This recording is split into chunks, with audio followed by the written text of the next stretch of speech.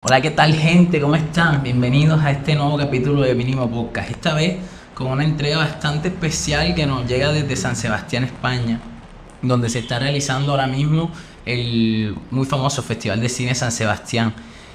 Ustedes se preguntarán, bueno, ¿qué tiene que ver eso con Mínimo? Ok, ya les digo. En el 2021, el Carnaval de las Artes, entenderán, estábamos en pandemia y dada esa contingencia tuvo que ser completamente virtual. Eso me permitió a mí trabajar con Fracaso Limitada en la producción de piezas que alimentaran esa programación. Tuvimos como invitados a Enzo Estayola, el protagonista de Ladrón de Bicicleta, a Mateo Garrone, que en ese mismo año concursó en los Oscars con Pinocchio, y Isabel Erguera, quien acaba de ser nominada a la Concha de Oro a Mejor Película en el Festival de Cine de San Sebastián. Hay otro motivo para traer a colación esta obra, y no es un motivo menor, y es que la persona bajo cuya influencia eran posibles estas producciones creativas nos ha dejado este año. Esa persona es Heriberto Fiorillo, a quien recuerdo con su gesto tierno, con su inmensa generosidad y su inmenso talento también para permitir que cosas como estas sucedieran. Que personas como yo de este lado del mundo pudieran conectar con personas talentosas y reconocidas de otro lado del mundo y producir este tipo de piezas. Eso solamente era posible gracias al trabajo talentoso de Heriberto. Aprovecho esta ocasión entonces para recordarlo y para también mandarle un saludo a su esposa, la hermosísima Claudia, y a sus hijos, que espero vean esto. Hay otro motivo más, y ese motivo es que hay un cartagenero trabajando en esta película. Ese cartagenero es Efraín Medina, quien ha hecho parte, entiendo, del equipo de guionistas. Efraín es familia, amigo y cartagenero, y eso nos hace llenar de orgullo saber que está implicado en esta obra. Así que nada, le mandamos un saludo. Él está ahora mismo en San Sebastián, asistirá, supongo, a los premios. Espero que se lo traiga y que nos lo muestre para chismosearlo. Y bueno, ya no siendo más, los dejamos con esta pieza, con esta entrevista de Gianmarco Serra e Isabel Helguera, como ya les conté, donde veremos incluso bocetos de la película que está nominada, El sueño de la sultana. O sea, dibujos de la película antes de ser película. Veremos algo así como una especie de esqueleto de la misma. Así que creo que puede ser interesante. De paso, los invito a que vean también la obra de Isabel, que es bastante interesante.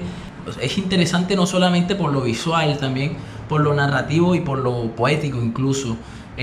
Yo sé que les va a gustar. Y bueno, ya no los molesto más, los dejo con esta entrevista. Que la disfruten. Saludos. La buena.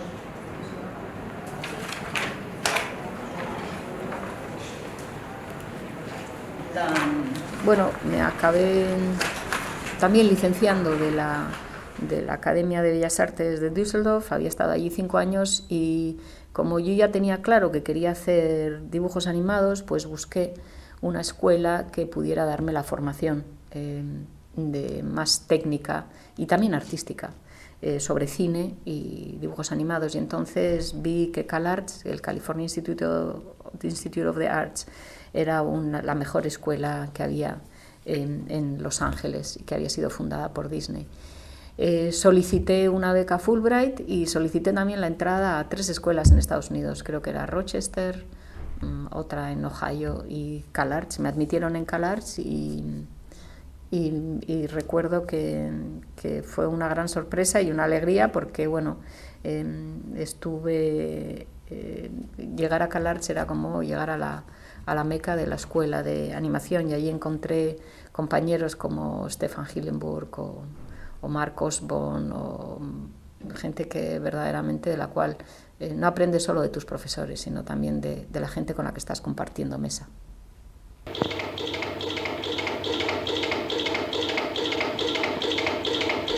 Spain Loves You surgió en el año 87. Yo estaba estudiando en la Academia de Bellas Artes de Düsseldorf y era alumna del videoartista Nam June Paik, que fue uno de los pioneros del videoarte. Yo había trabajado hasta entonces en videoinstalaciones y en videoarte, y de alguna manera había llegado como a un dique seco, no lograba elaborar mucho más, hasta que por un casual, por fortuna y gracias a un amigo, descubrí la animación. Este fue mi primer trabajo. Spain Loves You fue mi primer trabajo de animación y surgió porque estaba haciendo copias de las fotografías del álbum familiar, y fue como que naturalmente a partir de las fotos de la familia numerosa que surgió esta pequeña pieza autobiográfica de 3 momentos en mi vida de cuando era niña, y así es como surgió Spain Loves You. La técnica que utilicé era muy sencilla, eran recortables bajo la cámara, y allí la verdad es que experimenté y fue la primera vez que entendí lo que era la animación. Algunas veces hice un poquito de acetato, pero principalmente son todo recortables. Estamos hablando de Alemania entre el 85 y el 90, que fueron los años que yo pasé en Alemania, y fue un momento muy particular. Fue la caída del muro en el año 89, la preparación de la caída del muro. Recuerdo la visita de Gorbachev, pasando con su coche en el verano, pues no sé si fue en el verano del 89, 88, pasando por el Rin, por el río. Y fue como todo un momento de preexcitación a lo que iba a ser la reunificación alemana. También a nivel artístico fue un momento muy particular. Acababa de morir Joseph Beuys, que fue uno de los grandes exponentes del arte de la posguerra en Alemania, y Beuys era también profesor en la Academia de Düsseldorf y había logrado agrupar a muchos artistas, por ejemplo, del grupo de Fluxus dentro de la Academia, lo cual había de alguna manera influenciado también el deseo de innovar y la gran cantidad de producción diferente que se estaba haciendo en la Academia de Düsseldorf. Para mí lo más importante de la Academia de Düsseldorf fue descubrir que allí el estudiante se preparaba profesionalmente para ser un artista. Se gastaba todo el dinero que fuera necesario para construir con los materiales adecuados, y era como toda una especie de ensayo para la vida real, en el tamaño real.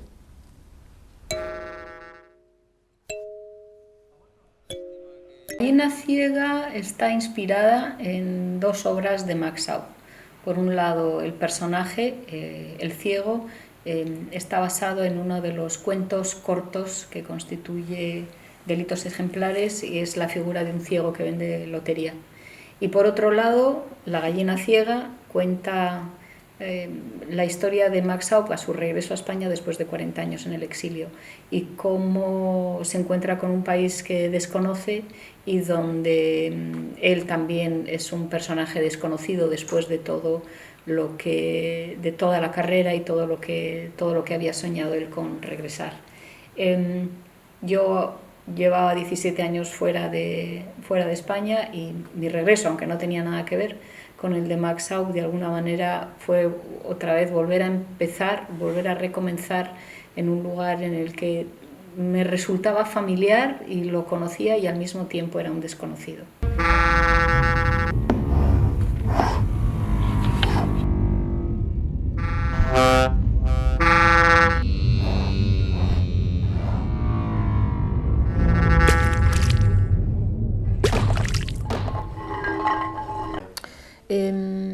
He leído todo de Max Aub porque Max Aub es un autor cuyo trabajo se centra mucho en una época de la historia de España que a mí siempre me ha interesado, que es la Guerra Civil.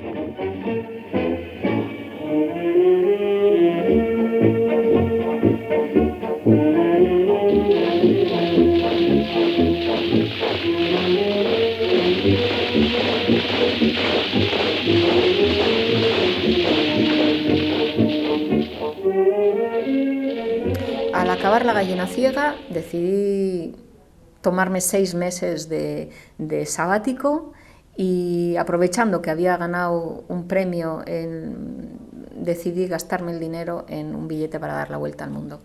Y para costearme el viaje ofrecía a lo largo de este recorrido ofrecía mis clases o talleres de animación en las distintas escuelas. Estuve en Colombia, estuve en Australia y finalmente llegué a la India.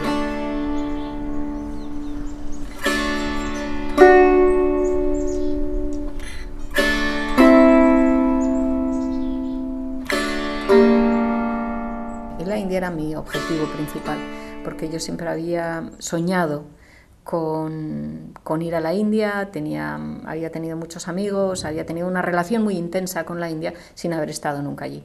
Finalmente llegué a la India y allí entré en contacto con Shekhar Mukherjee, que era el coordinador de la animación en la escuela, en el National Institute of Design en Ahmedabad, y le ofrecí un curso y me invitó un mes en Ahmedabad y yo me ofrecía alojamiento y comida a cambio de un curso, y para mí eso fue como otro gran descubrimiento y una gran fuente de motivación y estímulo.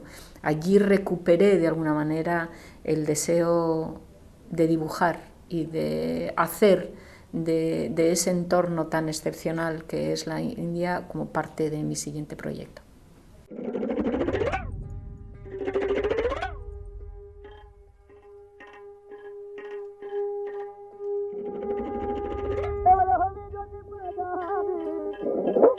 Amar es un corto que surgió a raíz de mis diarios de viaje, de mis cuadernos de bocetos, y a lo largo de 3 años. Y surgió en Ahmedabad en este salir diariamente en Ahmedabad a dibujar todas las mañanas y de alguna forma en todos mis deseos, había sido mi deseo en este descubrimiento de la India a través del dibujo. Me gusta dibujar en cuadernos viejos, sobre las manchas que el tiempo no ha logrado borrar. Lo produje también en la India durante, creo que fueron a lo largo de 2 o 3 años, donde me tomaba periodos de tiempo que podía pasarlos íntegramente en la India, y allí desarrollé el storyboard con la colaboración de los alumnos que había tenido, de los estudiantes que había tenido en el National Institute of Design, y después también monté allí un equipo de trabajo con los que desarrollé tanto la animación como la pintura de Amar. Amor e invierno surgió de otra manera totalmente diferente y surgió con Gianmarco Serra, y con quien he estado colaborando desde Bajo la almohada. y con Alejandro Ingaria, y Alejandro y Gianmarco consiguieron la financiación de unas bodegas en Piamonte, y desarrollé el guión con Gianmarco, y era una historia que surgió a partir del paisaje, a partir del paisaje de La Langue. Y de alguna forma teníamos la restricción tanto económica como temporal, y también la absoluta libertad de cambiar de una a otra técnica. Y creo que este también fue un trabajo, a mí personalmente me abrió mucho creativamente hacia otras maneras y formas de narrar, donde los obstáculos, como en este caso era la restricción económica y de tiempo, dio la posibilidad de contar las cosas de una manera más poética. De un día que llovía, me metí en una galería de arte especializada en arte tribal de las tribus de los Gond, que es el noreste de la India, y en una mesa estaba una edición de un libro en cuya portada retrataba a dos mujeres que estaban dentro de una nave espacial en este estribo tribal. Me acerqué a ella, y cuando le giré para leer la contraportada de qué iba la historia, contaba sobre su autora, Rokeya Hossein, que fue la primera mujer en la India que escribió un cuento de ciencia ficción feminista. A grandes rasgos leí de qué iba la historia, y ese fue en el momento en el que también pensé, wow, esto puede ser una gran idea para hacer la siguiente película. El sueño de la sultana cuenta la historia de una joven mujer española, Inés, que no sabe soñar, y que está viajando por la India y de casualidad se encuentra con el libro El sueño de la sultana. Esto le suscita gran interés y decide investigar, ahondar más, tanto en la vida de la autora del libro, Rokeya Hossein, como en el cuento que la autora escribió, El sueño de la sultana. La película está dividida en 3 partes, donde contamos el viaje iniciático de Inés, la vida de Rokeya Hossein y finalmente Ladyland, que es el sueño de Rokeya, el cuento original, El sueño de la sultana. Finalmente, Inés, al atravesar todo este desierto o toda esta aventura personal, aprende a soñar, y esa es la última escena, que es un compendio de distintos elementos que han aparecido a lo largo de toda la película. Cuando se plantea uno contar una historia, ¿por dónde empezar? Tampoco es que haya una forma muy clara, es más o menos es como empezar a tirar del hilo y poco a poco construir una historia más a partir de las imágenes que a partir de las palabras. Yo tengo 2 elementos fundamentales. Uno es mis cuadernos de viaje, que son como una especie de diarios ilustrados, donde queda constancia, no una constancia ilustrativa sobre el lugar o el evento o el episodio que me ha ocurrido ese día, sino más que nada una constancia a nivel de imagen, pero emocional. Trato de poner todas estas imágenes que han surgido de mis cuadernos en orden, al mismo tiempo que tengo la base del cuento, Sultana's Dream y la vida de Rokeya, que también es una manera, una narrativa lineal. Entonces es en la conjugación de estos 3 elementos, y con la ayuda también de Gianmarco y con la estructura literaria de Gianmarco, con la que empezamos a construir este guión que está entre medias entre lo que es una imagen y lo que es la palabra. Que principalmente a mí lo que me gusta es trabajar con la gente con la que he trabajado y nos conocemos a nivel artístico profundamente, e incorporar dentro del equipo quizás a gente que no viene tanto del mundo de la animación, sino que puede venir del mundo de la pintura, del mundo del diseño, porque por eso mismo que he dicho antes de lo de evitar el proceso más mecánico de la parte más industrializada de la animación, a mí lo que me interesa es pintar un cuadro y el pintor va pintando el cuadro conforme lo va haciendo. Por eso que es el navegar a vista.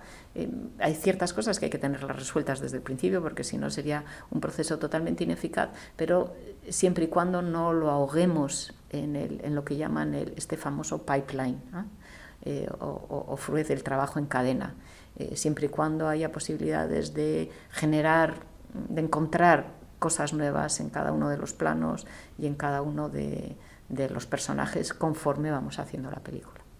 En estos últimos años el cine de animación especialmente ha habido un resurgir de producciones independientes y principalmente, no sé cuál será la razón, dirigidas por mujeres. Son películas que no tienen, no entran dentro de lo que es una producción industrial y que sí muestran retratos o situaciones que tienen tanto un interés social como un interés por el personaje. Y de estos hay varios ejemplos.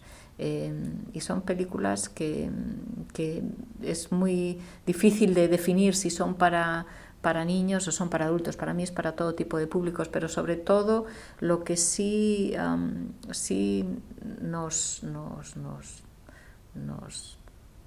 permiten o nos dan la posibilidad es de ampliar el entendimiento que tenemos o el conocimiento que tenemos del cine de animación, ampliarlo y hacerlo mucho más, definirlo de una manera en la que no solo son las series o los cartoons que vemos en la televisión, sino que cubre un espectro mucho más amplio, que quizás también en sus comienzos la animación sí cubría esto del cine independiente o miradas más independientes, y hoy en día ya parecía que nos habíamos olvidado de ellas, de que el cine es un lugar, es un espacio de creación y de experimentación, y que esto también se tiene que reflejar en lo que es la producción contemporánea.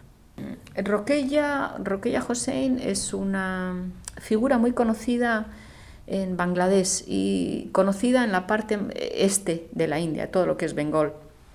Es una mujer que en de principios de siglo, que a pesar de haber crecido dentro de un entorno donde la educación estaba limitada a las mujeres al aprendizaje del Corán y al hablar urdu, ella logró aprender bengalí, aprender inglés, y se casó con un magistrado que también le motivó para que siguiera cultivándose.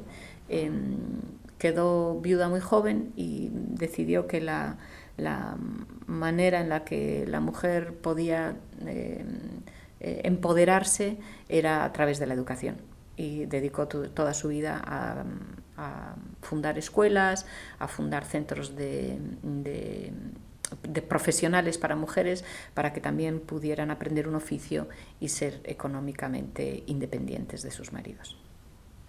Personalmente recorrió barrio por barrio, casa por casa, para convencer a los padres de que enviaran a sus hijas a la escuela, argumentando que esto las haría más eficientes en la gestión del hogar y por lo tanto mejores esposas. Así logró por fin convencerlos. Pero aún quedaba un obstáculo. Por ninguna razón los padres aceptaban exponer a sus hijas a la vista de los hombres de camino a la escuela. Así que la propia Rokeya diseñó un carro cubierto con un lienzo negro para ocultar a las niñas en el trayecto a la escuela. Este sería probablemente el primer transporte escolar organizado de la India. Me interesaba particularmente este arte o esta técnica porque me recordaba mucho al tatuaje temporal, al arte tribal Gond, que tanto siempre me había interesado, ¿no? Que tiene unas raíces profundamente enraizadas en la tierra, en las tradiciones. Y también me interesaba saber en los distintos grupos de mujeres cuál era su experiencia o cómo podían releer ellas el cuento de Sultana, cómo se sentían dentro de en su vida diaria, en sus relaciones con sus familiares, con sus padres, con sus hermanos, con sus esposos, cómo veían ellas la condición de la mujer.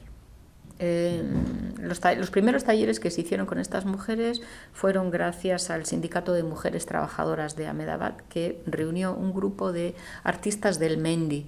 El Mehndi es una tradición muy arraigada en la India y en todo el norte de África y Oriente Medio, por el cual en la víspera de la boda se le suele decorar y pintar el cuerpo de la mujer. Y es la excusa para que las mujeres se encuentren, es una fiesta exclusivamente de mujeres y compartan, hagan una especie de iniciación a lo que va a ser la vida en matrimonio. No sé si eso no es importante. A mí todos estos años de trabajo en torno al tema me han dado una concienciación sobre mi condición de mujer, que quizás antes no la tenía. Me han posibilitado ver el mundo desde el mundo al revés, y solo con la capacidad de podérselo imaginar, para mí ha sido una experiencia muy enriquecedora, que espero poder de alguna manera, en la película ya ha quedado la esencia de toda esta experiencia, y compartirla con la gente y que pueda servir también para algún tipo de concienciación.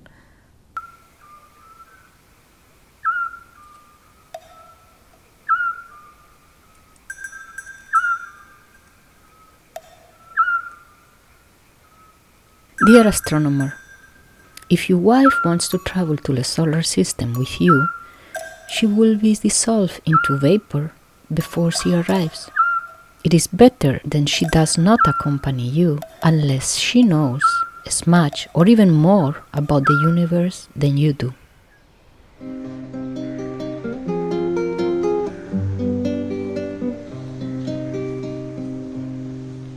Ne parlez pas tant les autres.